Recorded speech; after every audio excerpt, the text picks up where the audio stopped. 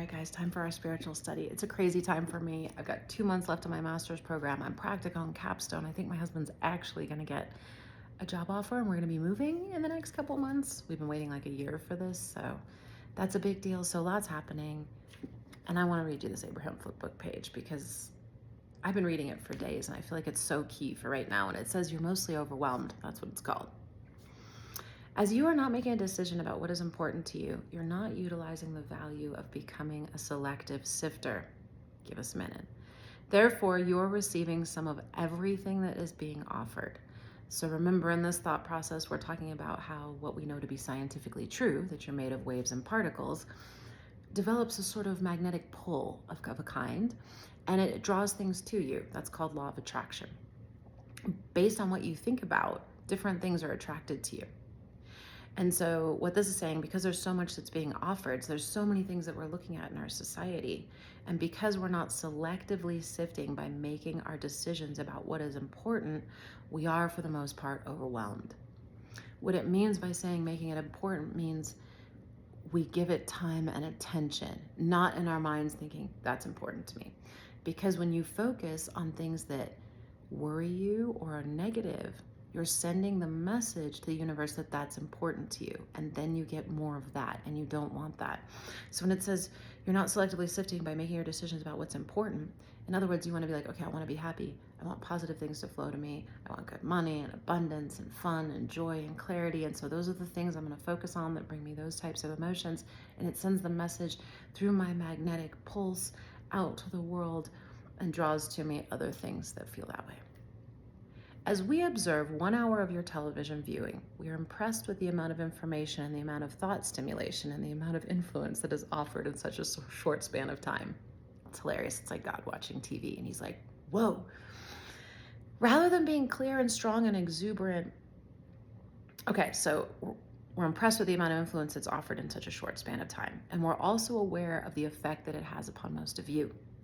Rather than being clear and strong and exuberant in your motion forward, you're overwhelmed. Instead of making decisions about what you want, that you may selectively receive that which applies, you're bombarded with information regarding all topics to the point where you withdraw. And I think that's where we have a lot of people shutting down and withdrawing and thinking they're introverts now, but we're really just completely overwhelmed. While you are occasionally stimulated by something that's outstanding or more unusual, for the most part, you've become numb to life experience, for it seems to be coming at you faster than you can cope with it. And so you literally close down out of self-preservation. So we got to focus, get out anything that's wasting your energy and focus on what matters. Anyway, with that, have a wonderful day. I love you guys. Enjoy the flip book. That's one that's really sat with me because I feel like, especially right now, so much is happening. We do need to stay informed, but it needs to be a touch. And it's just, as soon as you touch it, I feel like we fall into the pit. So we need to stay informed and keep our pulse on it, but also step away and make sure we're spending a lot of time with the things that are beautiful and make us feel good and happy and joyful and clear. So thank you for this time together, by the way. I feel so much better after it. I can't even describe to you, like, anyway, I have some more spiritual books here, but I think I'm just gonna hold it there because I made a long share video and I can make a longer spiritual video tomorrow.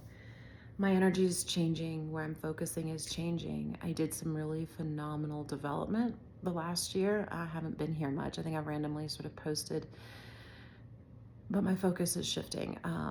I'm about to graduate my master's, like I said. I think we're gonna be moving. I'm gonna take you with me. There's gonna be a lot of journey, and I've been so out there developing business and doing all these things. I think I did get overwhelmed. It's incredible when you're out there with everything happening in the world and then meeting people and going to school and developing a business and new clients, and it was awesome. I got out there and I created a lot, and a lot of it wasn't quite right. And so a lot of it fell apart. It's more grief, and then there's so much grief with everything going on in the world. So I just find myself really, I think I'm going to be taking a more quiet, introspective, reflective pause. And I've really missed my spiritual study and share with you. I can tell the difference.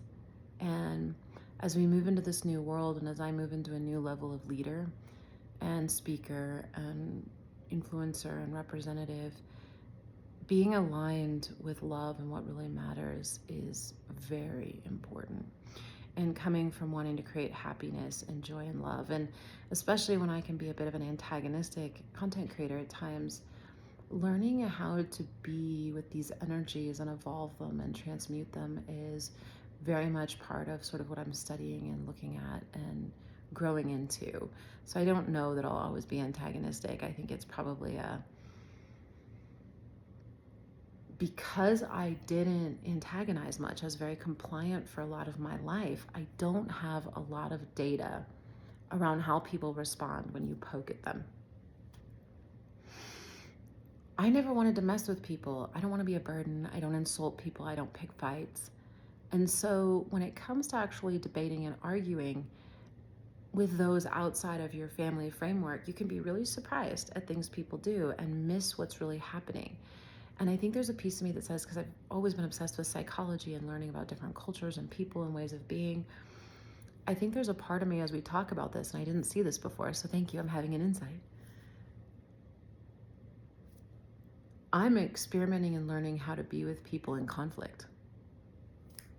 So it really isn't about these relationships, and I've had that sense. It's about, and okay, that helps me understand why so many relationships sort of started and ended last year, because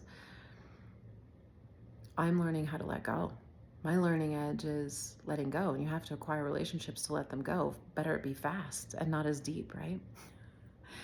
So I see that, and let them go, or have direct conversations about things that upset us and still draw boundaries, or fly off the handle, which I've done a lot the last year on purpose on TikTok and other web, like spicy videos where people have been really insulting. I've just let myself, and I mean, I'll get biblical. I sound like a delusional psychopath sometimes, but I just let myself get in my feels and like go for it, because they're not even going to read the comment probably. And if they do, I mean, I'll just sound crazy and they'll be like, that crazy woman. I don't personally insult them, but I do let myself get upset because I'm okay. So not only, here we go, am I experimenting with how people respond to conflict, I'm also experimenting with how I want to do it when I'm upset, and I needed practice. I hate doing things the first time and not knowing how to do it. There's almost no good examples. And so I think I've had to be a little crazy angry, like let it overtake you, let yourself get mad, because I don't think I let myself get mad with others. I cut for a long time, which was very much about turning anger against myself, not others. And so, not saying you should turn your anger on others, but we do need to be able to communicate our feelings that are perceived as negative to others in a way that feels good to us and in a way that we feel we can get our point across. And a lot of us don't have that skill set. And I think I've really used content creation in retrospect the last few years to work that out, because the consequences are much lower. If you insult someone on, and now I'm kind of doing it on Facebook where it's my real name and people that actually know me, but it's still a step away, because I do have a mission to speak truth. That doesn't make me right. And I think that's why my mission is to speak truth, because I speak it not to be right, but to make people think. I don't need you to agree with me. I just want you to think. I don't need you to align with me or think that I'm right or argue with me. I just want you to think. And I think that's what makes me a great person or being, to be someone who speaks truth, because I don't want alignment. I don't want you to worship me. I don't want awards. I don't like the limelight. My husband and I got married on a mountaintop. I'm not going to go to my master's graduation. It's just not my shtickle, that kind of thing, like that kind of attention. But I do have this deep drive to speak my truth, or I wouldn't be doing this, right? Because I don't want to be in the limelight. That's not who I am. And yet there's a piece of me that gets to be. But I think it's that dichotomy of that I feel this draw to speak, but don't want the attention. That I want to share my truth, but I don't care about money. I actually don't want money from speaking my truth because it messes with the whole thing. And I think that's what makes me a greater source of it, because I'm not doing it to get people to agree with me. I'm just doing it. And so there's something about coaching that's that way too, where you're creating a space for a client, but you're not doing the work or fixing it for them. You're trusting in their own capability. And content creation in the way I want to do it has that inclination as well. But as long as I let myself get overwhelmed by everything happening in the world, which is a lot on top of everything we have happening in our lives. I mean, I don't even have kids. Half of you probably have full-time jobs. Husband has full-time jobs, kids, things going on everywhere. So we really get to tune it down. Now, I do believe in staying informed with everything going on, but it's a light touch. It's got to be a light touch. And I got to clean out a lot of the other overwhelmed space. So like I said, the next few weeks for me, or at least month, I think are going to be about real quiet introspection, because when I graduate, I really want to be able to step out in a new way. And I want to make this incubator of 8 weeks as much as I can. And I mean, in 6 weeks, the way it's looking right now, my husband might be working in a new state. So perfect time for it, right? Like a rebirth in a new place. And you're going to come with me. So it was a little boring the last 2 years anyway. You didn't really want to hear what was going on, but now we're getting to the good stuff. So I'll rope you back in. I love you. Have a blessed day. If you're feeling overwhelmed, by the way, I want to let you know it's okay to just call out of life for a day. If you haven't in a while, it's okay. Now, today's a Saturday, so it doesn't really count. But it's okay to just, like, even if you have kids and work, like you and your husband and the kids, maybe sometimes just call everybody out. You got hit with a terrible flu virus and you guys get to spend Monday in your pajamas. Even one day can make all the difference of resetting and connecting to what really matters to you. I love you. I'm Emily. Have an amazing day.